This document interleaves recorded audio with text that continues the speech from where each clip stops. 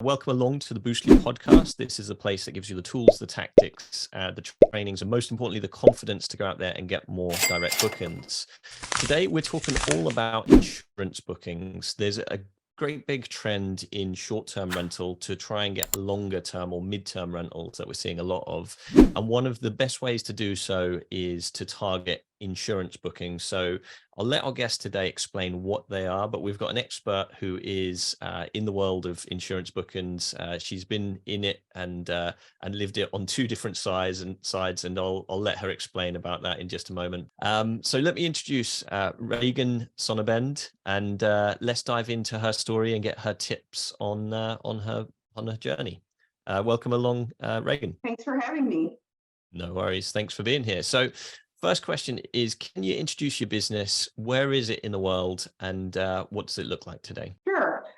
So as you mentioned, Corporate Rentals Austin is the existing brand today. We are in the process of transitioning to Corporate Rentals USA to open up a number of new markets beyond Austin. Some of those that we have immediately in mind are Dallas, Chicago, where I am personally, and also in the Richmond, Virginia area. We have some other expansion markets that we're planning for the future, but those are the most immediate ones. What did you do before corporate rentals? And take me back to what you did before hospitality.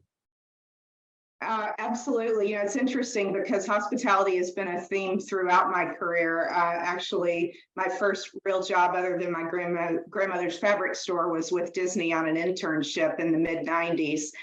Then later, I actually first got into corporate housing in 1998 while I was in grad school and kind of doing some different things.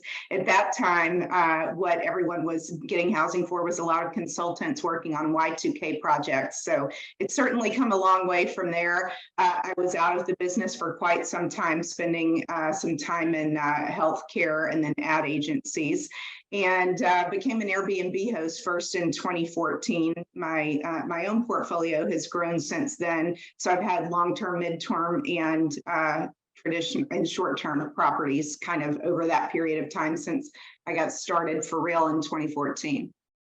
That's cool. And for those hosts who are listening to this who are just short-term rental, what is the difference with mid-term? What really makes a difference, and why should hosts be considering it? That's a great question. And one thing that comes to mind when you ask that is the hesitation that I personally had when first being introduced to midterm compared to short term. And the reason I say that I had that hesitation, because within the short-term rental community, you'll hear a lot of hosts being very worried about anything 30 days or more because of tenants' rights. And so, they'll say things like, don't take those rentals 30 days or more. So I had a real aversion to that at first. And when I first started hearing a lot about midterm rentals, it took me a while to get over that hump. But what I've realized is it's really brilliant because it offers much better cash flow than traditional long-term rentals, but without so much of the day-to-day that you have with short-term rentals, with frequent turnovers, with all the questions that come along with new guests in and out of the property, despite all the great things that we might put out there in our guidebooks for properties and things like that. So I've found midterm to be really the best of both worlds, but also more rewarding because in our case, we do work largely with folks that have had insurance repairs done. So they've been through a lot, and to be able to offer them a comfortable place to be and to not have to worry about all of their, housing woes for a moment is actually definitely rewarding. In fact, I've been through it myself. I had water damage in my home about 1.5 years ago. So we were displaced.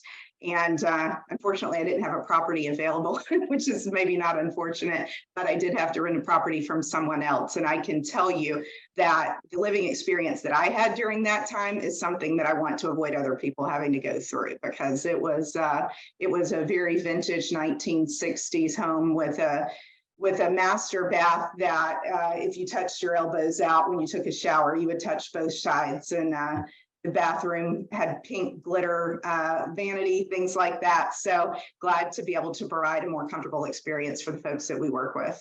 What does the business look like today? How many units does it manage currently? And I know there's something that makes you guys pretty unique, which is the way that you're taking on hosts. Can you share a little bit about that? Sure. And I do want to make the distinction that we're not managing for the other hosts, we're marketing for them. And so we're really making what I would call a curated marketplace of midterm rentals available. Everything that we do is focused around that specialty, not focused on short-term rentals. And really, there are the two key parts to what we do. There are the homeowners that are in transition that need the homes, but then there are also the B2B strategic partners that we work with, primarily insurance housing agencies, but some others as well. How do you actually get corporate stays? What are the tricks? Is it are you listing in the normal places, or how are you getting these bookings? Sure. Well, we are listing in the normal places plus some, and really a lot of it is networking, which I think, when I think about the real estate investor community, networking is really the lifeblood for so many of us, because, you have different audiences that you need to network with other investors. In this case, we're also networking with folks in the insurance side of the business, with corporate relocation, with those sorts of scenarios. But you do have some other corporate business, whether it's consultants, projects, things like that. But to your point about the avatar, that really is important, even within the niche of midterm rental, because you have to think about who it is you're trying to serve. There's a lot of talk about travel medical professionals, but often those would be smaller units, sometimes apartments, sometimes townhomes, things like that. What we focus on is whole home rentals. We try as often as possible to have a fully fenced backyard, thinking about the families that we might be serving, 3 bedrooms, 2 baths and up. 70% or so of folks that stay with us have a pet, so that fenced in backyard is really important. And so really focusing everything we do around that core avatar that we work with, but of course having some things on the periphery of that as well. How do you go about marketing this to owners? Because I guess there's a lot of owners who will be interested in, and I love the way you put it, marketing with you as opposed to having their property managed with you. How does that process work, and what does that look like? Sure. So that's definitely a key piece of what we do. And my business partners and I really focus on networking within the real estate investor community for that part of things. And what we find is that, there are a lot of investors that have done flips, they've done short-term rentals, they've done different things. There are a lot of folks that are really getting interested in midterm these days. We do look for hosts that have been successful and have hosted, as opposed to just doing long-term rentals in the past, because it is a different business and a different level of service. And so having those nuances and making sure that the service experience is something that will be satisfactory for the insurance and corporate partners that we work with is paramount to everything that we do. Having a blast, gonna get it on the Bruce Lee podcast. Bruce Lee like Bruce Lee, cause it's so hard and the T is loose leaf. Making up those rhymes, don't write it, just do it loosely.